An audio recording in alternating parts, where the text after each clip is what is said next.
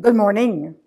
It's a Tuesday morning, and I'm in Vancouver facilitating an important workshop for a group of managers. We're just into 15 minutes of the beginning of the workshop, and a participant starts arguing with everything I'm saying. He is not happy about what I'm doing. I need all the confidence in the world to keep going. I need to tell myself, Hélène, your responsibility is to the audience and not to that disruptive participants. By the end of this program, by the end of this video, you will be able to use at least 2 new ideas that you can apply when you're doing a presentation and you're facing a challenging situation. We're going to talk about participants who are monopolizing the discussion, participants who are holding side conversation, participants who challenge or disagree or argue with what you're saying, participants who are going off topic and rambling, and participants who remain silent and do not participate. Let's talk about the monopolizer. The monopolizer is a person who keeps talking. He wants to hear himself. He likes to believe that he knows everything. So focus on the behavior and not on the person. Tell yourself it's okay and respect that person. But if you don't want him to keep talking, you have to reduce the eye contact. If you keep looking at that person, he will keep talking. So just turn and talk to the audience. It might help. It will help.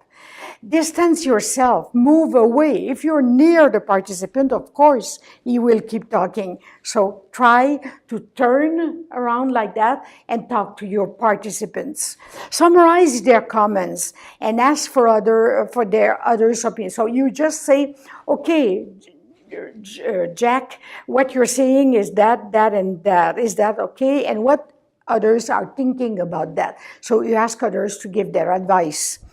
Stand near chatty participants. So often we are facing participants who are talking about the last weekend, who are talking about their new car. So how can we stop those people from disrupting the audience, disrupting the program? So one thing you could do is to stand near the participants. Don't look at them because you need to respect them. They're adults, but stand like that and talk to others, but you're nearby. Ask a question to a person close by. Another idea is, let's say Jack and Mary are talking. You would ask Robert, who is nearby, a question. So when Robert is talking, because he is just nearby the other person, the other chatty participants, they might stop. Mention their name. So a good idea, and I like to use it when, let's say I say Jack and Mary are talking, I would, without looking at them, I would say, well, when Mary told me the other day, or when Jack told me the other day, but I would not look at them because I know I need to respect my participants and I want to respect them. A technique that works beautifully is stop talking.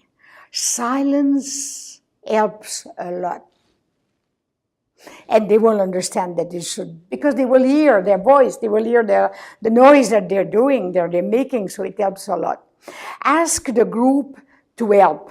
What you can say is, are you all hearing me well? So that tells those 2 participants, watch, you're making noise here, you're talking. So that helps a lot. That's another technique that you might use. And speak to them privately. If nothing works, you ask them, or you talk to them very privately at the break or at lunch. Listen, you've talked a lot between yourself during the seminar. Please help us because we need your collaboration here. What I tell them very often is that you might want to work in other groups, or I will invite them to work with other groups, and I will do something. So they are working with other people, so that way they stop talking to each other. They seem to be very friendly. Right? Don't embarrass them. Don't embarrass them because you're talking to adults. respect them. I'll never say that too much. It's so important. A participant who challenge you, disagree, or argue with you, what do you do with that participants? Well, speak and act confidently. Believe in what you're saying. You know that what you're doing is right.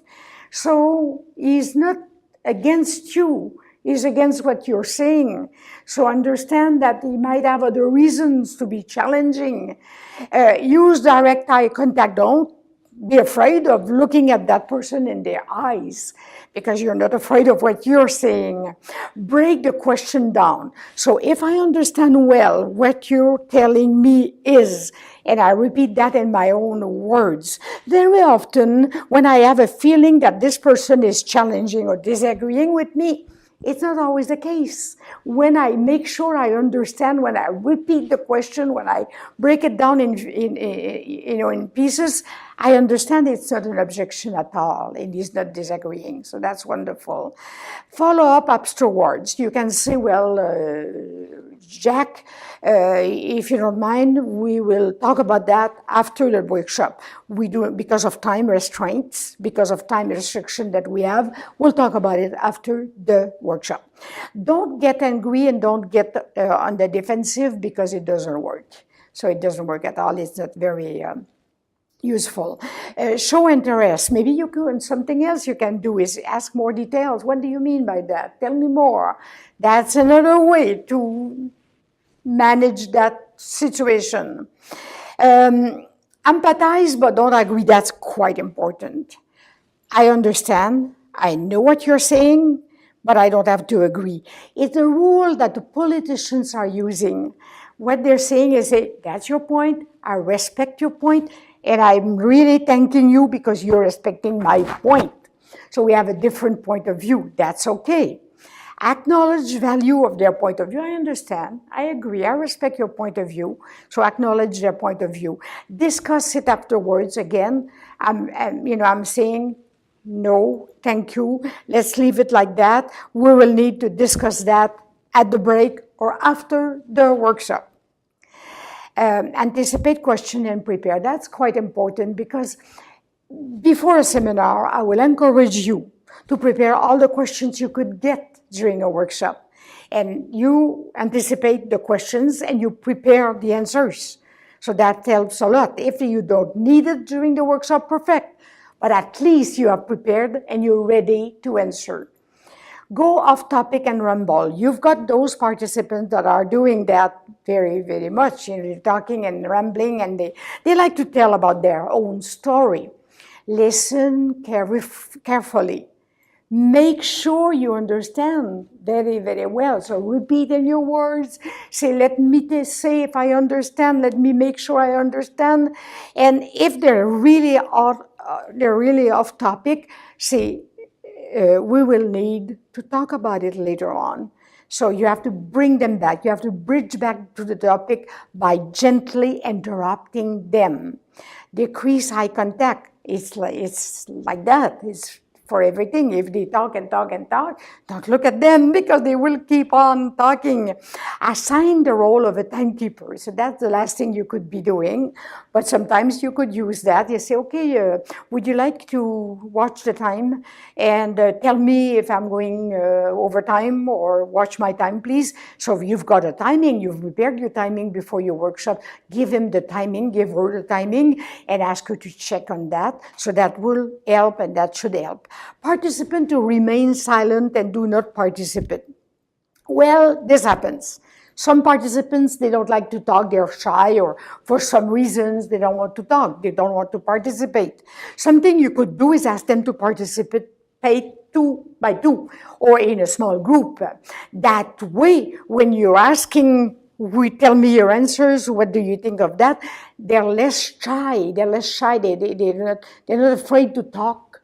They will say, well, that's what we discussed, because if they made a mistake, they made it together. They were two, he was not alone. So that helps a lot. Open-ended question to encourage a response. Well, give me your comment on that. And what is your comment? And tell me why you're saying that. Or would you tell me more? And, ask him go with an open question because you want him to him or her to talk. Pause and give them time to think. Sometimes that's what we do. We ask a question, but we don't give them time to think. So that's quite important, and please don't go too fast with those people. Use empathy, look at them, smile at them, and you will gain trust.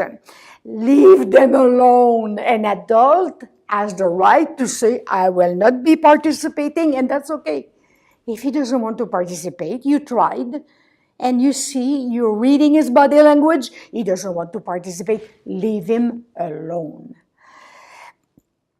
Courtesy rules. I thought I would tell you about that. I find it so practical. At the beginning of a seminar, at the beginning of a workshop, you ask about the courtesy rule. But what's important to do is you, Mr. Speaker, Mr. Facilitator, Mrs. Facilitator, you ask them, what are the courtesy rules I should be doing, I should be respecting for this program to go well? So they will tell you, well, you have to listen to us very carefully. I write it on the flip chart. You have to make sure that everybody is participating. You have to put your cell phone away from you, or things like that. So you ask them, they tell you, and you write it, and after you ask them, and you, participants, what should be your courtesy rules? When it's written, it's easier after to go to a participant and say, look, we've said that at the beginning of the workshop. So it's a magic technique, and it's very helpful. I encourage you to use it. In conclusion, we've seen many ideas for different difficult situations, difficult participants. Now you're leaving this video with at least 2 new ideas that you could apply when you're facing those distractions. And let me conclude by telling you that guess what happened with that participant who was so tough at the beginning of the workshop in Vancouver.